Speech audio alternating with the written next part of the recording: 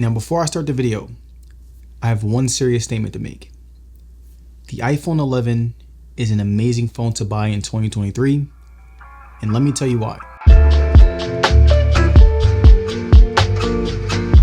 Now, something that I realized with Apple devices is that no matter how long they've been out, they seem to get better with time and hold up very well. And something that I do when I go out of the house is that I'll often look at phones people are using, and believe it or not, the iPhone 11 is one of the most popular ones that I've seen in the past year. It has a very powerful A13 Bionic chip that is very powerful enough to handle most current apps smoothly. It has an amazing battery life that is still able to last me for most of the day with no problem. It has a pretty good display that looks really good in person, and it also supports iOS 16, so in terms of software, it's very up to date. And even though there are many great things about the iPhone 11, it's not perfect and has given me some minor problems along the way. The display is 720p and it hits much harder since video quality has improved over the years. The battery life is good, but has gotten much worse since newer phones have come out. And again, since newer phones have come out, the iPhone 11 definitely has gotten much slower since when I first had it. But believe it or not, I do believe that there are many people out there who will like the iPhone 11, and hopefully this video can help you guys decide whether or not it's right for you. Now, starting with design,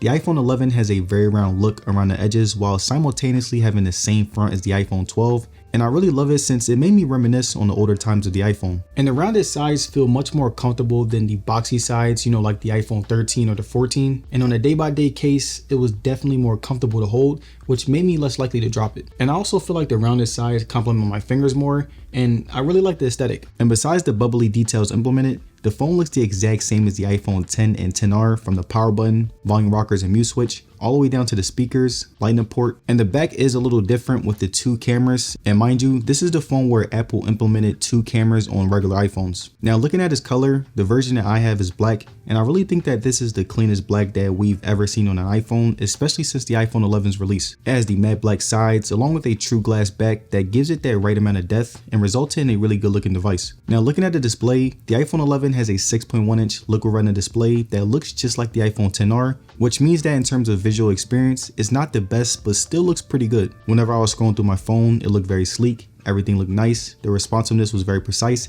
and I had no complaints about the overall feel. The 60Hz on the device was good. 120Hz displays weren't as common back then, so I will give the iPhone 11 a pass. And overall, I will say the iPhone 11 feels very smooth, and I had no complaints towards it. And just like the iPhone 13 and 13 mini, the frame rates definitely dropped when it came to certain apps, but I'm not really expecting too much out of this one because it is an older phone, so it really won't be much of a problem. Now, the bezels are pretty small. Right here, you can see that they're wrapped nicely around the screen and are much cleaner overall. The notch is definitely wider than the newer iPhones, but honestly, it's still pretty good. And now when it comes to brightness, the iPhone 11 is at 644 nits, which is almost 200 less nits than the iPhone 13 and 14. And I really noticed the difference when I was outside. I had trouble seeing the screen, and again, because I live in LA, there's much less shade, so there's many times where I couldn't see it all when the sun was out. And now when it comes to the size of the iPhone 11, I can't say whether or not you guys will love it or hate it, but I do want to give you some pros and cons so that you know what to look out for. Now, the pros of having a nicely sized screen is that the viewing experience is still really good. It's easy to use compared to the 14 Plus or 14 Pro Max, where I would basically struggle to reach to the top of the screen, and it fits in my pocket much easier no matter the size of my pants. And the only con is that it's not as big as the Plus or Pro Max, so the viewing experience won't be as good.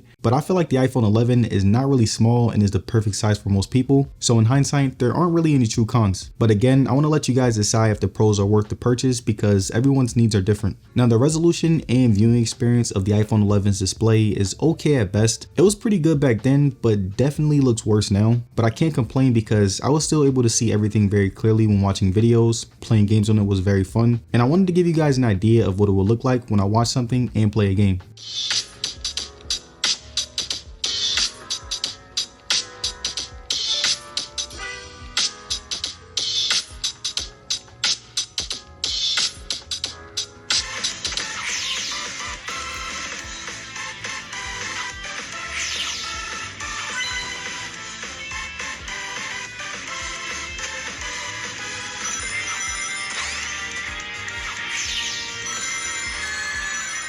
Now, the iPhone 11 has a 3100 mAh battery that is about the same as the iPhone 14's 3200 mAh battery. And if I'm being honest, the iPhone 11 was able to last me for most of the day, with a little help. And mind you, I'm using this phone just like any of my other phones, so I'm doing things like writing scripts, planning videos, being on social media, taking pictures, and anything that the average person would do on their phone. And I'm usually getting 4 to 5 hours of on-screen time a day. You know, I charge it twice, and I also use it on power saving mode, but most of the time I am using it to the max. And I feel like the battery has gotten worse over time, but I still was inclined to use it to the max. And if I could give a quick estimate, I would say that my battery is usually on 10% by the end of the day, which is really good. But again, I had a lot of help along the way. And right now my battery health is at 78%, which hopefully will keep up longer. I wish the battery health on iPhones were a little bit better, especially since charging isn't very special. And the last thing that I wanted to touch on when it came to battery was the charging. And if I'm being honest, the charging isn't that great in terms of speed. It would take me well over an hour to get to 100%, and you'll be able to get pretty good usage if you keep a portable charger on you. Now looking at software, the iPhone 11 supports iOS 16,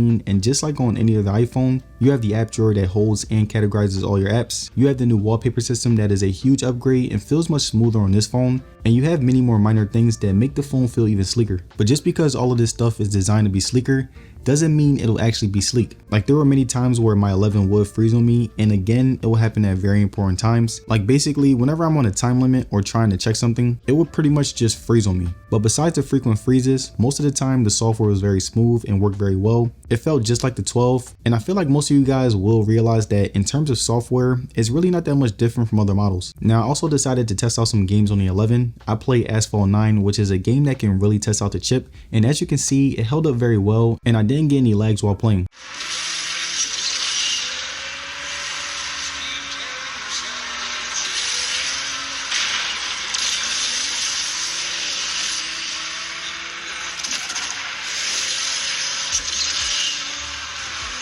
Now the haptics weren't that great if I'm being honest. There were many times where I would have my phone on vibrate, but would miss out on messages because I couldn't hear it. So overall, I would say that over time it has gotten worse, but it's really a case by case thing because each iPhone is different. And now the last thing that I wanted to note is that the iPhone 11 will be getting about 2 to 3 more years worth of software upgrades. So when it comes to longevity, it's definitely got you covered. Now, just like the 12, 13, and 14, the iPhone 11 has some pretty good speakers, but I can definitely tell that the quality wasn't as good. And because I mostly work from home, I would just use them in the house, and I would hear a little bit of muffling at times whenever I turn the volume all the way up, and the quality has gotten much worse. And because of this, I usually use my headphones, but the speakers are okay. They're not great. You know, I wouldn't recommend you to turn them all the way up. Now, I personally would say, you know, put it on the medium to low medium, and that's pretty much the best quality you'll get. And I also tested out the 11 as my alarm, and I had no problem waking up to it. I didn't have to set multiple alarms, and I didn't really have to worry about receiving important notifications whenever I turned on my ringer. And right here, I'm going to give you guys an idea of how the speakers sound. 1 of 6 from three-point range. Wiggins running the floor. Nice setup. Then he had in his all-star year a year ago. Just 61% from the free throw line for Wiggins.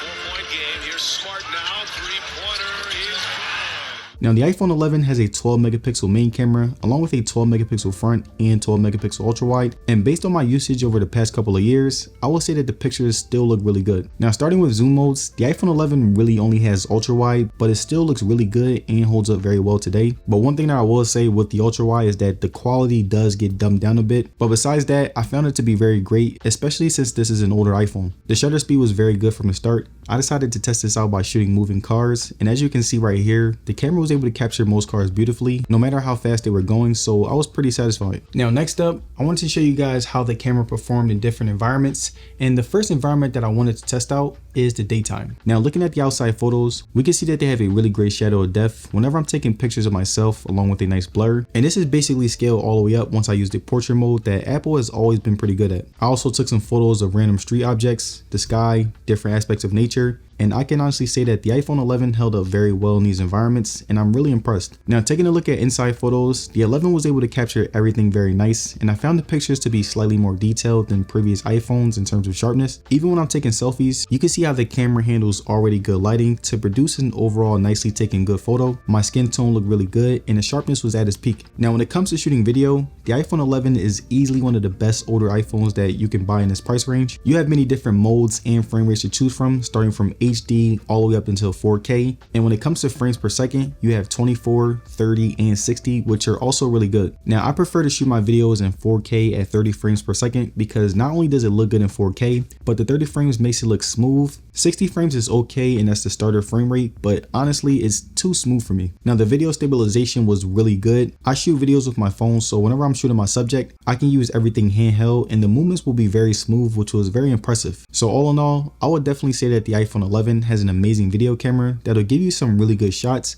So if you're someone who wants to shoot content or just want a really solid camera, the 11 has definitely got you covered. Also, here's some extra videos that I was able to get.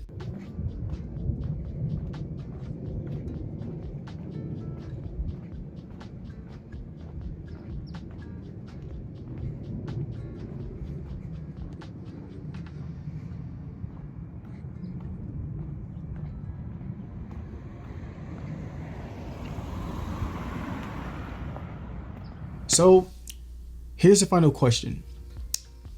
Should you buy the iPhone 11 in 2023? Well, I would say yes if you can get it cheaper than the iPhone 12, but you also can get a brand new iPhone 12 for a pretty good price. But if you do find a perfectly conditioned iPhone 11, just like the iPhone 12, 13, and 14, it has a really great battery that can last you for most of the day. It has a really nice display that is the same as the newer iPhones. It has a really great build quality that has lasted me nicely up until this point, and it supports the latest versions of iOS, so it'll feel even more up to date. But there it is, you guys, my review on the iPhone 11 in 2023. Now let me know down in the comments, do you guys think it's worth it to get the iPhone 11 or the iPhone 12? Let me know.